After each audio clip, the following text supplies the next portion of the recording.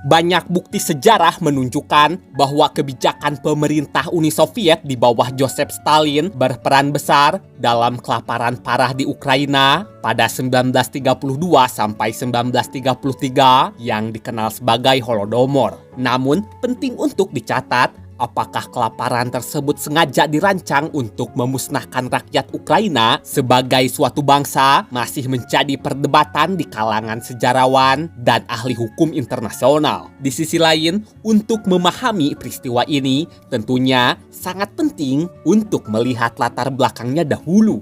Kala itu, pada akhir 1920-an, Stalin meluncurkan rencana 5 tahun, yaitu program besar untuk mengubah Uni Soviet dari negara yang masih didominasi sektor pertanian menjadi negara industri yang sangat kuat. Untuk mewujudkannya, pemerintah pun membangun banyak pabrik, jalur kereta api, pembangkit listrik, dan berbagai fasilitas industri lainnya. Semua proyek besar ini tentu saja membutuhkan biaya yang tak sedikit, dan salah satu cara pemerintah dalam memperoleh dana adalah dengan mengekspor gandum ke luar negeri. Tapi hal ini tak semudah yang dibayangkan. Ya, bayangin aja, agar bisa mengekspor gandum dalam jumlah besar, pemerintah tentu harus memastikan produksi dan pengumpulan hasil panen berada di bawah kendalinya. Oleh karena itulah, Stalin menerapkan kebijakan kolektivisasi pertanian, yaitu menggabungkan lahan pertanian milik petani ke dalam pertanian kolektif yang secara formal dimiliki bersama oleh para anggotanya,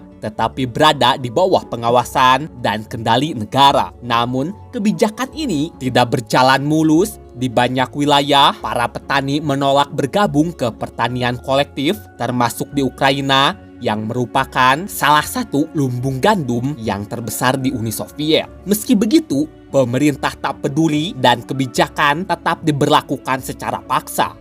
Oh ya, bagi pemerintah Soviet, perlawanan di Ukraina menjadi persoalan yang sangat serius karena wilayah ini memegang peranan penting dalam produksi pangan negara. Selain penting secara ekonomi, Ukraina juga memiliki identitas nasional yang sangat kuat. Sederhananya, setelah revolusi Rusia dan juga perang saudara, muncul berbagai gerakan nasional Ukraina yang dipandang pemerintah Soviet sebagai ancaman terhadap persatuan negara. Jadi, karena alasan ekonomi sekaligus politik inilah, pemerintah pusat mulai menerapkan pengawasan dan tindakan yang jauh lebih keras di Ukraina. Salah satu langkah yang diambil pemerintah pusat adalah menetapkan kuota penyerahan hasil panen yang sangat tinggi pada 1932.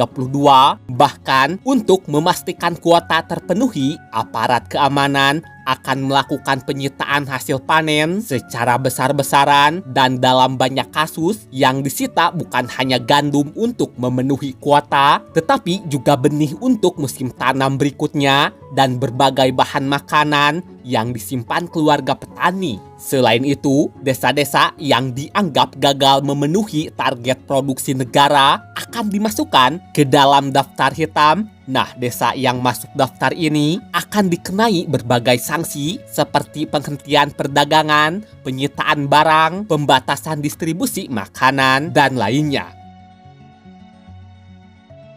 Akibat kebijakan pemerintah, kelaparan di Ukraina tak bisa dihindari lagi dan semakin meluas, terutama sepanjang 1932 hingga 1933. Pada periode ini, jutaan orang mengalami kekurangan makanan yang sangat parah, lalu angka kematian meningkat drastis, dan berbagai kesaksian menggambarkan kondisi yang sangat memprihatinkan di banyak desa Ukraina. Jumlah korban tewas akibat kelaparan tidak dapat dipastikan secara mutlak karena arsip Soviet tidak selalu lengkap dan metode perhitungannya juga berbeda-beda. Namun, sebagian besar penelitian modern memperkirakan sekitar 3,5 hingga 5 juta orang meninggal di Ukraina akibat Holodomor. Sementara itu, beberapa penelitian lain memberikan perkiraan yang jauh lebih tinggi.